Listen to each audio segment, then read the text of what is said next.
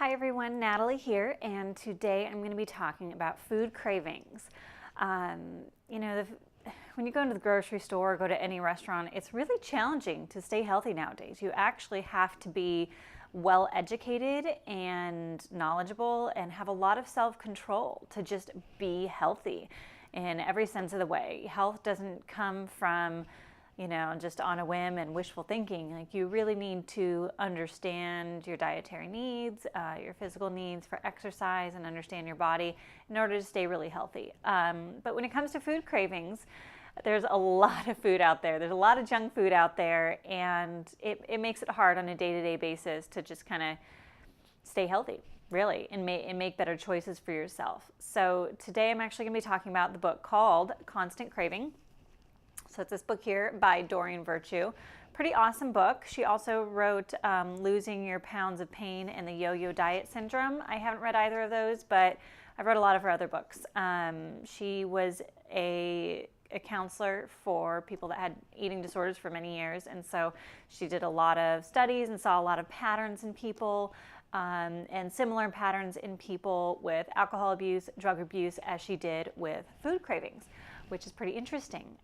We really self-medicate with food when we're feeling certain emotions. We don't want to feel those emotions, so we have a tendency to turn to food in order to feed our body and change our hormonal pattern, change our serotonin levels in order to make us feel better. So we use food as a drug, and I'm sure you've heard that sugar is actually more addicting than even cocaine and some other drugs out there. And it's really true. So I'm going to go over just a couple of the concepts that she has in this book and give you a little bit of an overview of it, so you can have a better idea of how to deal with your food cravings. I personally have had food cravings my entire life. And if any of you are like me, sometimes when I get a food craving, it's like I have to have it. And I will literally think about a certain food for days.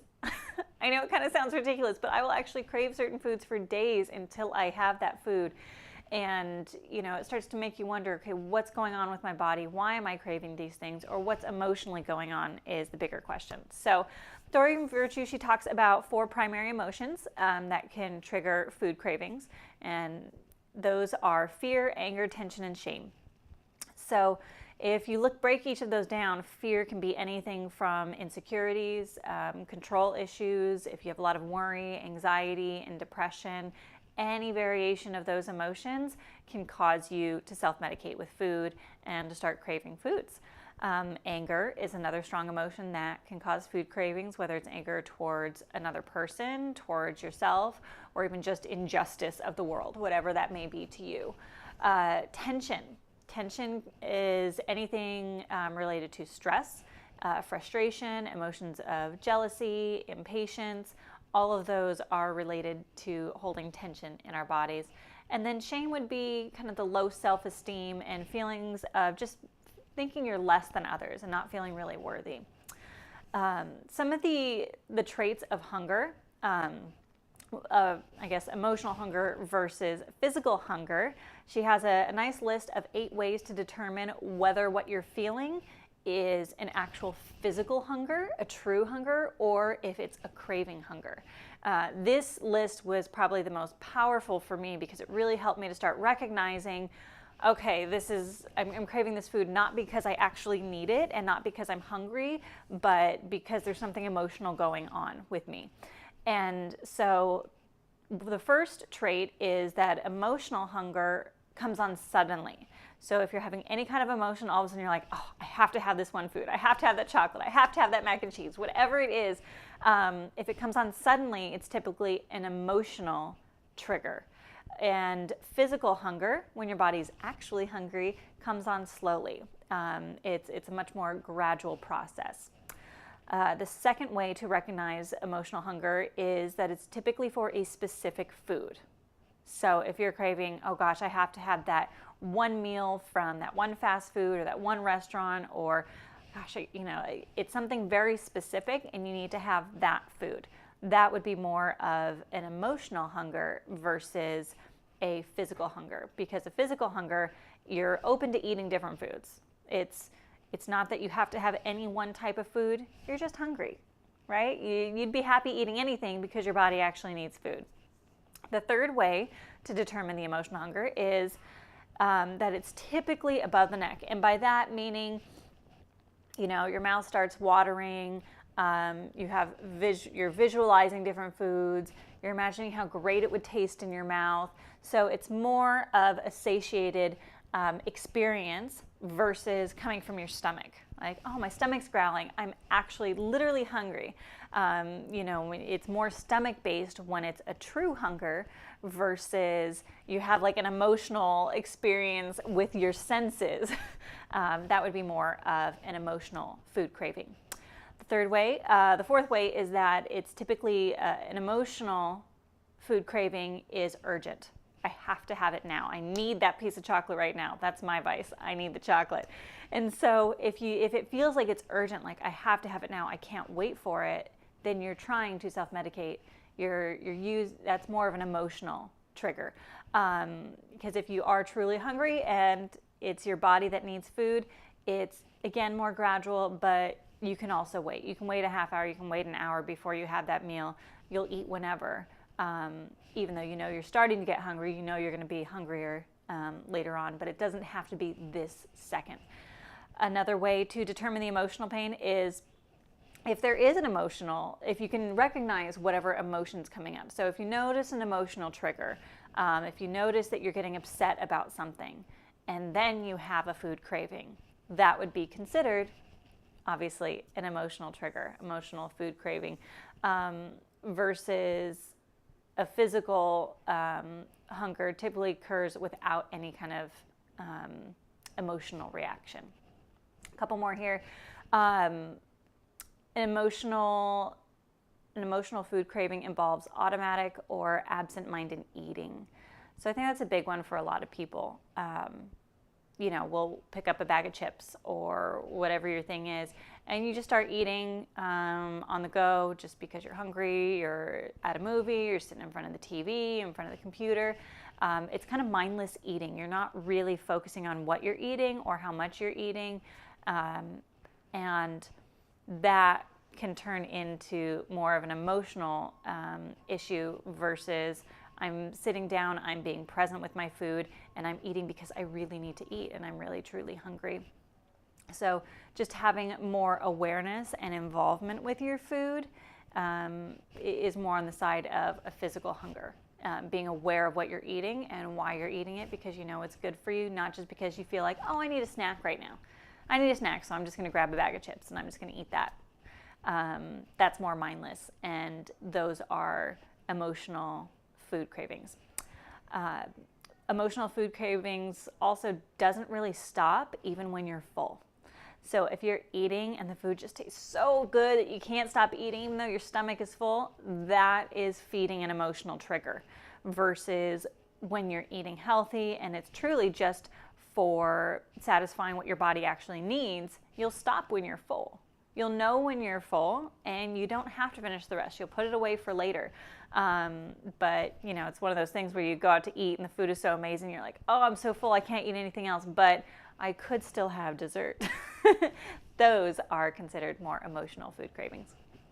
And lastly, emotional food cravings can produce guilt about what you're eating. So if after you eat it, you're like, oh, God, I really shouldn't have eaten that, or now I feel like crap, or oh, now I feel like I have to work out more just to burn off those calories. If there's any kind of guilt associated with it, it's not a healthy food choice, and it's also not something that your body physically needed. It was something that you were craving. Versus if you're just eating out of necessity, if you're eating because it's something that's going to nurture your body, you're not going to feel guilty about it. You're not going to feel like you overate, and you won't have any of those issues with it. So those are the 8 different ways of kind of determining whether it's an emotional hunger or a physical hunger. And then 5 steps to actually starting to help yourself. Once you start to recognize these patterns, what are some things that you can do when you're having that food craving? And so give yourself 15 minutes to cool off, get away from food. So don't be in the kitchen, don't be in a bakery, don't be around where there's a ton of food. Like, get yourself away from the food. You can even brush your teeth and drink a very large glass of water. A lot of times people crave food, but they're actually really dehydrated. And so by just hydrating yourself, it may fulfill that need that you are craving initially. And then ask yourself, am I feeling fear? Am I feeling tension? Am I feeling anger or shame? You know, try to see if there is an emotion that you're feeling and what it is, and just create some awareness on why you're getting that food craving. And then, you know, you want to replace those emotions with the feeling of love, which is super, super powerful. If you replace any of those negative emotions that you may be feeling with that food craving with love, say, I forgive, accept, and trust myself, that can really help. I've actually been trying to, when I notice myself get food cravings, is take a moment, stop, breathe, close my eyes, and actually visualize how good my body is going to feel when I no longer have food cravings. And I picture how happy my body is when I can go to the refrigerator and pick out the healthiest foods and not want any of those other things, because I know any of the junk food is not going to make me feel good. So I actually start to visualize loving myself, putting only loving foods into my body, and noticing how amazing I feel because of that. So those are a couple of the things that I've kind of been working on. And then I just quickly wanted to go over Doreen Virtue. She talks about 10 different types of food and what those food cravings mean. So this is kind of powerful and interesting because we all have different food cravings. Some people like crunchy, some people like creamy, other people like salty, other people like sweet. And so she talks about each emotion or each different type of food, what emotions are associated with it, which is also pretty fascinating. So the first on her list, which is my thing, is chocolate. I am a chocoholic. And that actually means you're hungry for love. And that typically means you're hungry for self-love. So it's really about learning to love yourself. She gives affirmations for each of these. She gives a different chapter for all of these different types of food groups and how to deal with it, how to, determine if this is something that is one of your triggers. And then she gives you a lot more steps, but I'm just going to breeze through just so you can kind of get an idea for it. The second one is dairy. And people tend to crave dairy to self-medicate as an antidepressant. So it changes your serotonin levels when you eat dairy, and it lifts your spirits. So it tends to be a go-to for people that are depressed. Salty snack foods tend to be a trigger for stress, anger, and anxiety. Spicy foods are a drive for excitement. You need more excitement in your life. Liquid cravings, so any kind of drinks, smoothies, coffee, that kind of things you tend to have up and down energy cycles. So you're trying to balance that out. If you're craving nuts and peanut butter, that's cravings for fun.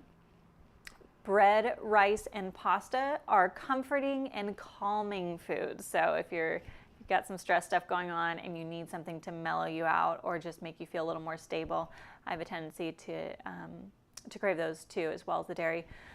Cookies, cakes, and pies. So you're craving hugs, pleasure, and reassurance. If you get candy cravings, you're looking for a pick-me-up, maybe a reward, or just something for entertainment. And then high-fat foods, so all of those fast foods, a lot of the junk foods, you're trying to fill an emptiness, some kind of void that you have within you. And all of these can be healed with self-love. Love is the key replacement for pretty much all of these. So if this stuff seems interesting to you, if it seems like something that resonated with you, any of these, I highly recommend reading this book. It's an awesome book. She's got a lot of science in here. She really breaks down and goes into detail a lot more just about our hormones, hormone imbalances, why we crave certain foods, which foods have which mineral properties and hormonal properties, and how we start to self-medicate with that. She gives you a lot of affirmations in the back, so you can actually look up specific foods, the problem meaning, and then also what kind of affirmations you can do to start to change your mindset so that you can get away from craving some of these foods. Yeah, I highly recommend this for anyone who's got food cravings, which I think is most of us. And it's really helped me kind of open my eyes to my food cravings. It's kind of a constant struggle, but we're all here to work on these things and make ourselves better. So feel free to share this. I hope this helped you. Feel free to comment if you've got any questions or anything like that. I'm more than happy to help. We're all on this journey together. So happy eating, love yourself, and I will see you soon. Bye.